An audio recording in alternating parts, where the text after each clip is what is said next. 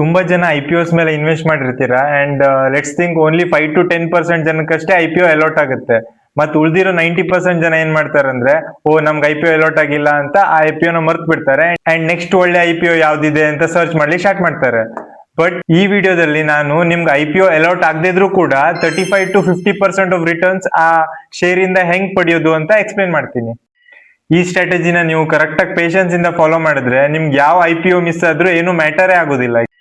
So ಈ ವಿಡಿಯೋನ complete ಆಗಿ ನೋಡಿ ಅಂಡ್ ನಿಮ್ ಫ್ರೆಂಡ್ ಯಾರಾದ್ರೂ ಎವ್ರಿ ಟೈಮ್ IPOಗೆ ಅಪ್ಲೈ ಮಾಡಿ ಅಂಡ್ ಒಂದ್ಸಲನು ಅಲಾಟೇ ಆಗೋದಿಲ್ಲ ಅಂತ ಹೇಳ್ತಿದ್ರೆ ಈ ವಿಡಿಯೋನ ಶೇರ್ ಮಾಡಿ ಅವರಿಗೆ. Hi guys, welcome back to trader Kannadiga YouTube channel.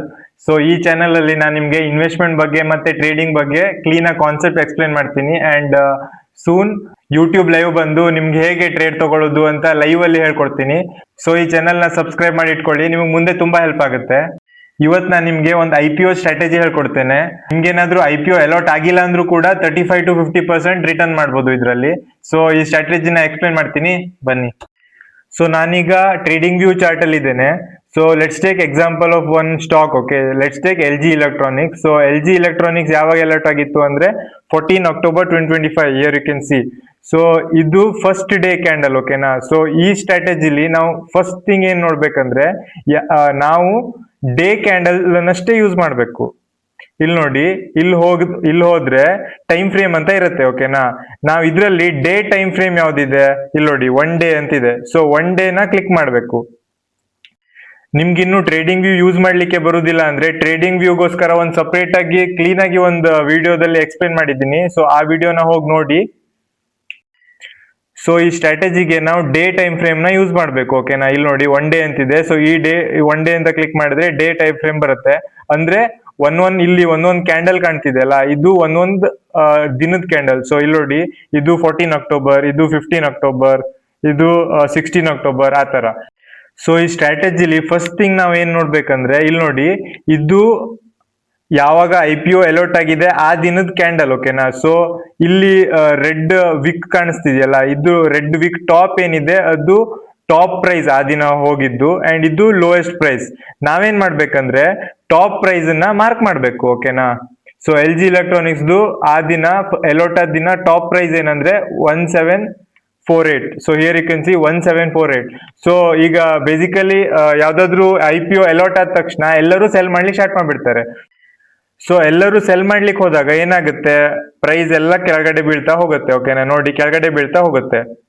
So ಈ ಸ್ಟಾಕ್ ಅನ್ನ ನಾವು ನೆಕ್ಸ್ಟ್ ಯಾವಾಗ ಬೈ ಮಾಡ್ಬೇಕಂದ್ರೆ, ಇಲ್ಲಿ ನಾವು ಒಂದು ಲೈನ್ ಹಾಕಿದೀವಲ್ಲ, ಹೈಯೆಸ್ಟ್ ಪ್ರೈಸ್. ಈ ಹೈಯೆಸ್ಟ್ ಪ್ರೈಸ್ ಅನ್ನ ಕ್ರಾಸ್ ಆಗಿ ಏನಾದ್ರೂ ಕ್ಯಾಂಡಲ್ ಅದ್ರ ಮೇಲ್ಗಡೆ ಎಂಡ್ ಆದ್ರೆ ಅದು ನಮಗ್ ಒಳ್ಳೆ ಟೈಮ್ ಬೈ ಮಾಡ್ಲಿಕ್ಕೆ. ಅಂದ್ರೆ ಅದಷ್ಟು ಮೇಲ್ಗಡೆ ಹೋಗ್ತಿದೆ ಅಂತ ಅಂದ್ರೆ ಇನ್ಸ್ಟಿಟ್ಯೂಷನಲ್ ಇನ್ವೆಸ್ಟರ್ಸ್ ಎಲ್ಲ ಅದಕ್ಕೆ ಎಂಟ್ರಿ ಆಗಿದ್ದಾರೆ ಅಂತ ಅರ್ಥ. ನಾನ್ ನಿಮ್ಗೆ ಕ್ಲೀನ್ ಆಗಿ ಕೆಳಗಡೆ ಒಂದು ಎಕ್ಸಾಂಪಲ್ ಕೊಟ್ಟು ಎಕ್ಸ್ಪ್ಲೇನ್ ಮಾಡ್ತೀನಿ. ಸೊ ಲೆಟ್ಸ್ ಥಿಂಕ್ ಇದು ಫಸ್ಟ್ ಡೇ ಕ್ಯಾಂಡಲ್ ಅಂತ. ಓಕೆನಾ. ಸೊ ಫಸ್ಟ್ ಡೇ ಕ್ಯಾಂಡಲ್ ಈ ತರ ಆದ್ಮೇಲೆ ಅದೆಲ್ಲ ಕೆಳಗಡೆ ಬೀಳ್ತಾ ಹೋಗುತ್ತೆ. ಕ್ಯಾಂಡಲ್ ನೋಡಿ, ಈ ತರ ಕೆಳಗಡೆ ಬೀಳ್ತಾ ಹೋಗುತ್ತೆ. ನೋಡಿ, ಹಿಂಗ್ ಬೀಳುತ್ತೆ ಅಂತ ತಿಳ್ಕೊಳ್ಳಿ. ಓಕೆನಾ. ಸೊ ಈ ತರ ಕೆಳಗಡೆ ಬೀಳ್ಬೇಕಿದ್ರೆ ನಾವು ಇನ್ವೆಸ್ಟೇ ಮಾಡಬಾರ್ದು. ಸೊ ಈ ಕ್ಯಾಂಡಲ್ ಏನಿದೆ ಅಂದ್ರೆ ರಿಲೀಸ್ ಆದ ದಿನ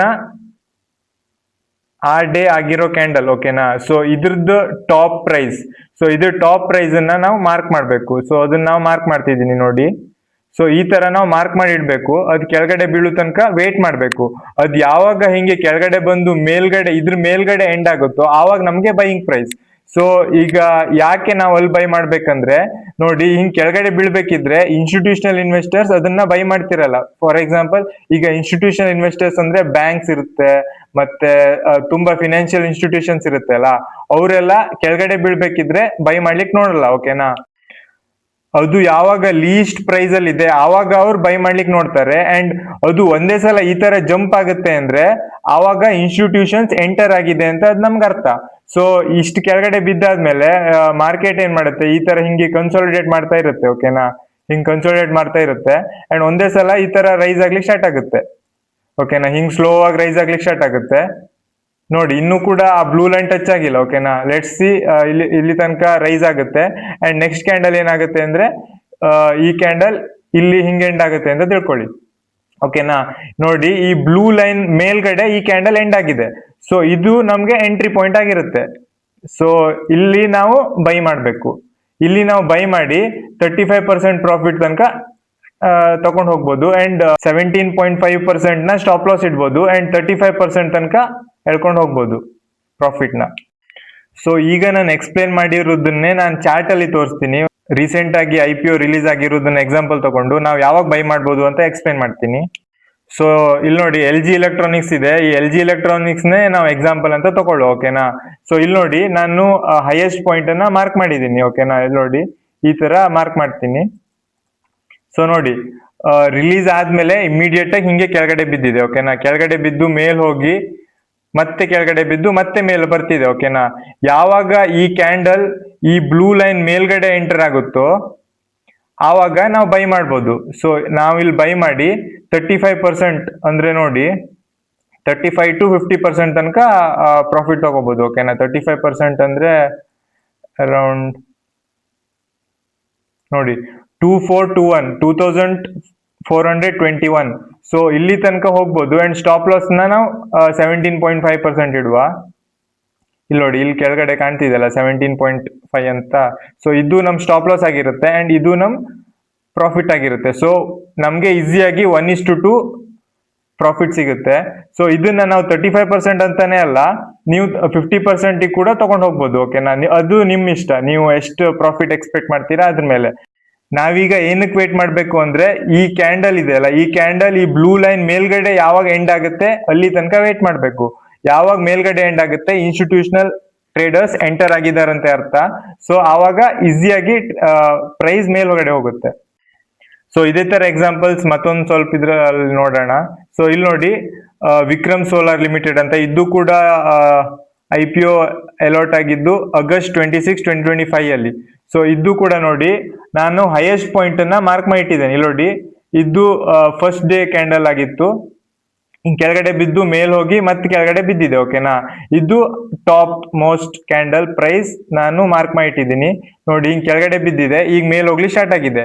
ಇದ್ ಯಾವಾಗ ಈ ಬ್ಲೂ ಲೈನ್ ಗಿಂತ ಮೇಲ್ಗಡೆ ಎಂಡ್ ಆಗುತ್ತೋ ಆವಾಗ ನಾವು ಬೈ ಮಾಡ್ಬೋದು ಅಂಡ್ 35% ಗೇನ್ ಟ್ರೈ ಮಾಡ್ಬೋದು. ಇಲ್ಲಿ ನೋಡಿ 35% ಅಂದ್ರೆ ಐ ಟೆಲ್ ಯು, ಇದು 35% ನೋಡಿ ನಾವು 421 ಸಮಥಿಂಗ್ ಬೈ ಮಾಡಿ 572 ಸೆಲ್ ಮಾಡ್ಬೋದು. 1:2 ರಿಸ್ಕ್ ರಿವಾರ್ಡ್ ರೇಷಿಯೋ ಇಟ್ಕೊಂಡು ನಾವು ಇದನ್ನ ಬೈ ಮಾಡ್ಬೋದು. ಸೊ ಇನ್ನೊಂದು ಎಕ್ಸಾಂಪಲ್ ನೋಡಿ urban company. So urban company ಕೂಡ ತುಂಬಾ ಒಳ್ಳೆ ಪ್ರಾಫಿಟ್ ಅಲ್ಲಿ ಲೀಸ್ಟ್ ಆಗಿತ್ತು. ಸೊ ಅದ್ರದ್ದು ಹೈಯೆಸ್ಟ್ ಪ್ರೈಸ್ ನೋಡಿ ನಾನಿಲ್ಲಿ ಬ್ಲೂ ಲೈನ್ ಹಾಕಿ ಮಾರ್ಕ್ ಮಾಡಿ ಇಟ್ಟಿದ್ದೇನೆ. ಅದು ಇಷ್ಟು ಕೆಳಗಡೆ ಬಿದ್ದು ಈಗ ಮೇಲ್ಗಡೆ ಬರ್ತಿದೆ.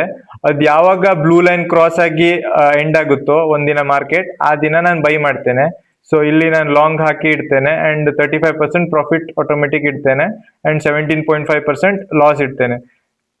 ಸೊ ನಂಗೆ ಈಸಿಲಿ ಇದು 1:2 ಟ್ರೇಡ್ ತಂದ್ಕೊಡುತ್ತೆ. ಸೊ ಈ IPO ಸ್ಟ್ರಾಟಜಿ ನಿಮ್ಗೆ ಅರ್ಥ ಆಗಿರುತ್ತೆ ಅಂತ ಅನ್ಕೊಂಡಿರ್ತೀನಿ. ಸೊ ಇದಕ್ಕೆ ಮೇನ್ ಏನಂದ್ರೆ ಪೇಷನ್ಸ್. ಸೊ ನಿಮ್ಗೆ ಪೇಷನ್ಸ್ ಎಷ್ಟಿದೆ ಅಂತ ತುಂಬಾ ಟೆಸ್ಟ್ ಮಾಡುತ್ತೆ ಮಾರ್ಕೆಟ್. ಸೊ ನೀವು ಪೇಷನ್ಸ್ ಇಂದ ಅದ್ ಯಾವಾಗ ಟಾಪ್ ಬ್ರೇಕ್ ಮಾಡೋ ತನಕ ವೇಟ್ ಮಾಡಿದ್ರೆ ನಿಮ್ಗೆ ಈ ತರ ಟ್ರೇಡ್ಸ್ ತುಂಬಾ ಸಿಗ್ತಿರುತ್ತೆ. ಸೊ ಈ ವಿಡಿಯೋದಲ್ಲಿ ನಿಮ್ಗೆ ಏನಾದ್ರು ಡೌಟ್ಸ್ ಇದ್ರೆ ಕೆಳಗಡೆ ಕಮೆಂಟ್ ಮಾಡಿ ಅಂಡ್ ಈ ವಿಡಿಯೋ ನಿಮ್ ಫ್ರೆಂಡ್ಸಿಗೂ ಶೇರ್ ಮಾಡಿ. Thank you.